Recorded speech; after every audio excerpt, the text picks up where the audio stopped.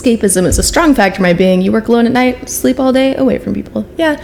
I figure anyone watching this Twitch stream right now probably has at least struggled at some point with avoidance. You might ironically be doing it right now. There might be something more pressing that you should be doing than watching me sit here and talk.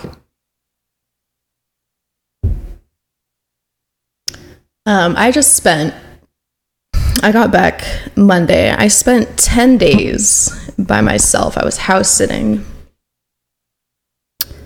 I thought that would be a nice, relaxing thing, refreshing. Just kind of get away from it all, get away from all the distractions for a week. It was awful. It was so uncomfortable. I had so much anxiety. I was having nightmares while I was there. Thinking about stuff that I thought I was done thinking about. And I was like, come on, brain. I've been doing so good lately. Why are we going back to this? And I think essentially what was happening is I was going through a withdrawal from avoidance. When you have an avoidant personality, anything and everything can be a distraction. Anything can be an addiction. I'm personally very avoidant. I need that hit.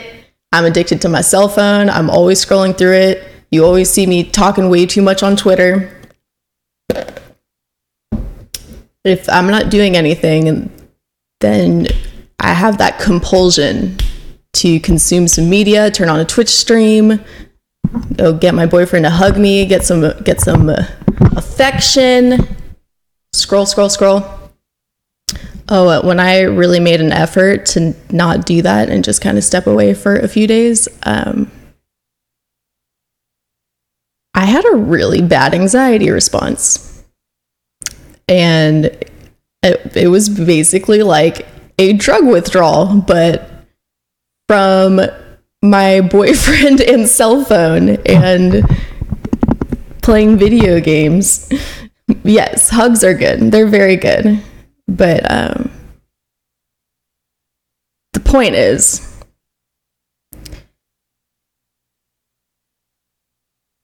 if you have this compulsion to always be reaching for that, if you have like a free moment during your day, and instead of just sitting there and enjoying it, you're like, well, what's going on Reddit? I think that is a sign that something's wrong. This inability to be alone with your thoughts.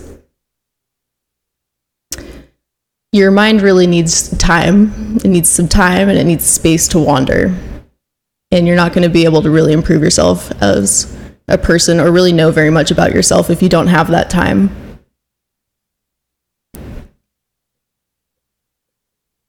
I don't know about you guys, but I don't spend a lot of time just sitting and really doing nothing. I do nothing, but that means lying in bed, reading the news for 3 hours, scrolling through Twitter. That's not doing nothing. That's doing something. It's kind of worse than doing nothing. Because if you're always taking in other people's ideas, you're not really having the time to have your own ideas. So that was my takeaway. Hi, what's up? What's up, let's? That was my takeaway from this time alone that I had. It was so uncomfortable. And when things are uncomfortable, we try to get away from them. I think a lot of the time we don't know that we're doing it. When I wake up in the morning and look at my cell phone and open Reddit, I'm not thinking,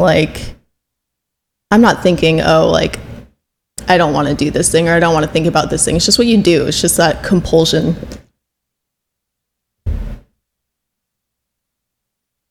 And it's fine to do, but if you find that you are feel such a strong compulsion to do this all the time, and you feel uncomfortable just sitting still and not doing anything, I think that is your mind trying to tell you, like, hey, I'm unhappy and I need to make some changes in my life. It is uncomfortable. It's uncomfortable to sit with your thoughts, but it's really important. The uncomfortable wanderings are the most important ones that you do.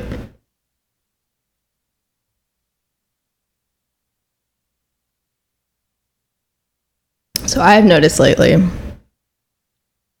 maybe the past month, my depression's been getting pretty bad. Struggling a lot with, just kind of just a little directionless, not really feeling a big sense of purpose. And it's really hard to know why, because nothing is really wrong in my life. And I think a big part of this is the cycle that excessive escapism and avoidance puts you in, where you don't really feel like anything's wrong, but it's not right. If you're not really feeling great and you start playing a video game, it's gonna dull that for you. It's gonna dull any of the negative feelings that you have.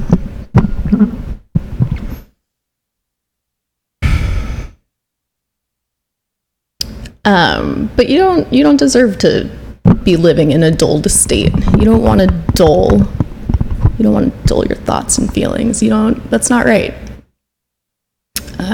Just getting into this cycle where you're never facing it is just prolonging that discomfort, and it's just going to keep you in this place where you don't feel terrible, but you just don't really feel good. And it's really hard to kind of see your way out of it or understand why it's even the case. Because if you never take the time to be uncomfortable, you never take the time to kind of look at what those thoughts are and why you don't really want to look at them, they're not going to go anywhere. They're just going to sit there.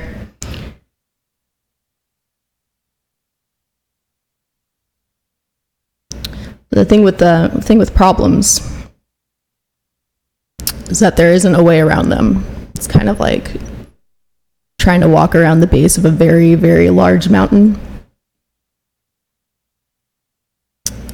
And climbing up the thing, that feels, you don't want to do that. You look up at the summit and you're like, I want to be up there, but I don't want to climb there. So you just walk and walk and walk, and it's not too uncomfortable. It's not painful to just walk, but it's a unending process that doesn't get you anywhere. So you just got to bite the bullet and be uncomfortable if you want to start that climb.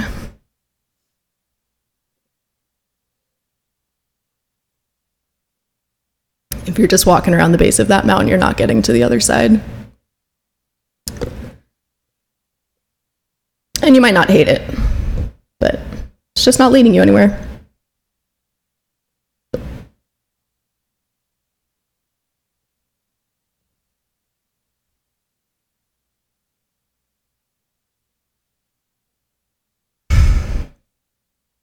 So I've been reading this book, The Subtle Art of Not Giving a Fuck. And I'm glad that I picked it up. It was recommended to me a lot, and I was stubborn about reading it because the title is stupid. I hate it. Like, too edgy for me. And the style of it kind of initially put me off a little bit. It's very it feels like the bro version of like a CBT session. It's a little gratuitous, but I'm finding it really useful, and it has a lot of good information in it, helping me do a lot of self-reflection. I was kind of looking back at my notes this morning for parts of it that I liked, and there was this quote. This is Mark Manson.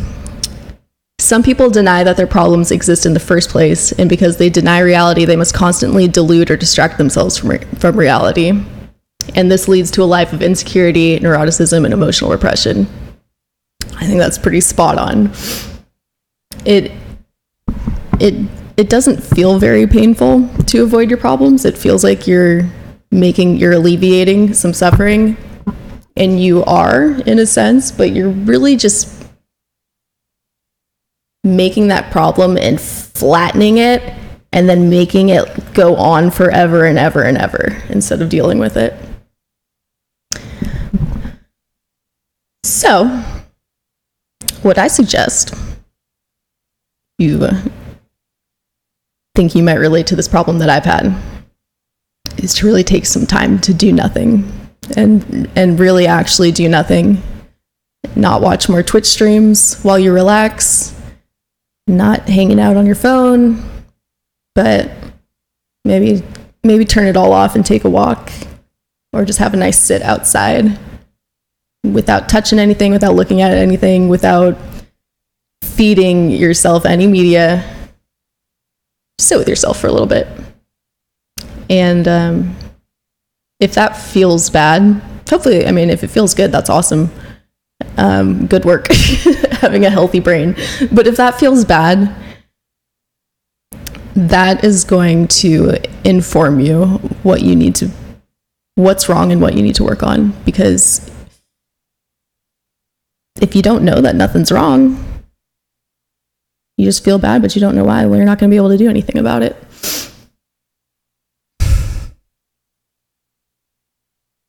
And that's the real beginning of clarity and figuring out what it is that you need to change in your life.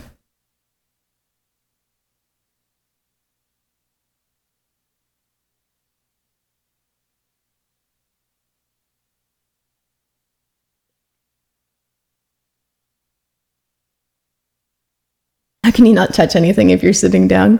You can touch stuff with your butt. Your butt can touch stuff. But I just mean, like,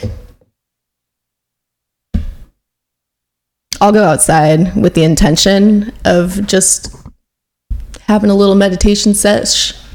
Just sit down and think. If my phone's in my pocket, it's really hard for me not to pull it out and start looking at stuff. And it feels like I'm just sitting there thinking, but I'm not.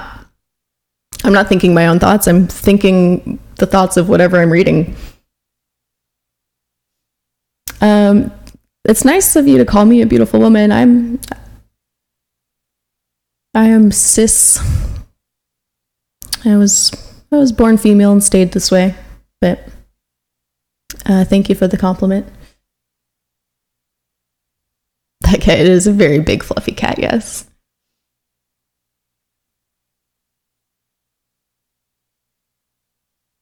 So that's what I have to say about escapism and avoidance today. You can't go through your problems. I mean, I'm sorry, you can only go through your problems. You cannot go around them. And if you don't take the time to even recognize them or see what they are, you're never going to get to the step where you solve them. So take that time, step away from your addictions. See what your body's trying to tell you.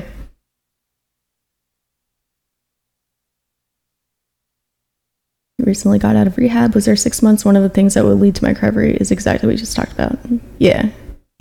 You have to feel, you can't feel good all the time, unless your life is perfect. If you feel bad, there's a reason. It might be genetic. It might be situational, the way your life's going. It might just because you make bad choices and have led yourself down the wrong path. But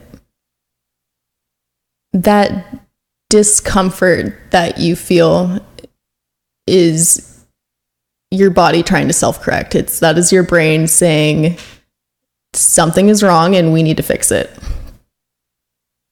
Hey, Vito.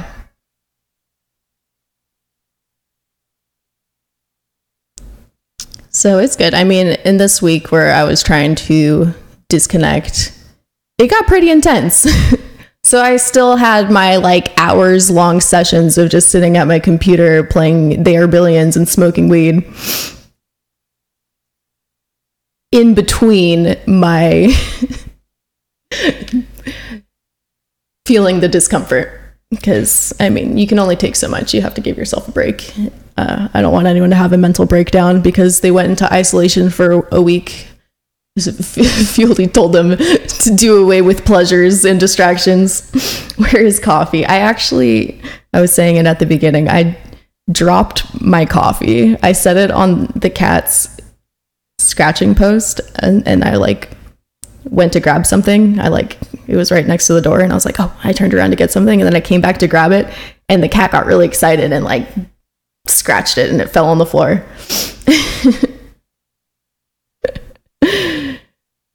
No, my advice is not to smoke a fat blunt. That's not what I'm suggesting. That's actually the opposite. I'm just saying, there's a balance there. You need your distractions, and you need to do things that make you happy. Hanging out in a Twitch stream is a good way to get a mood boost, but if that's all that you do, if you're always looking for that comfort and you never have that time of self-reflection, then you are really prolonging some sadnesses that you could be dealing with.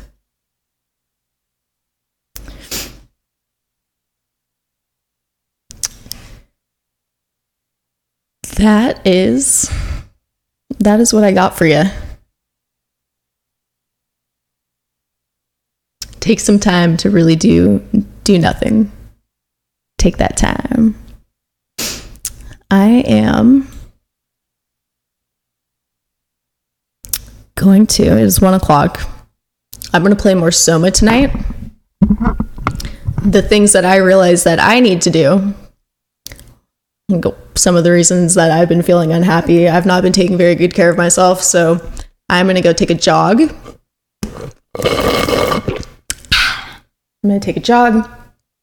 Get some sunlight. That's kind of a 2 birds with 1 stone. I'm going to jog outside, get my vitamin D, come back and shower, take care of some other little life maintenance stuff, and we're going to play Soma tonight. You want to poop on my desk? I would really prefer you didn't. It's very clean. The entire house is very clean. It's spotless right now. No poop, please. We're gonna soak that D. I hope that you guys will have a good and productive afternoon, since morning is over officially, even on the West Coast. I wrote down a quote here, but I already forgot what it was, so I hope it was good. What did I leave you guys with? Yes. Mark Manson. Our struggles determine our successes. If you're not struggling,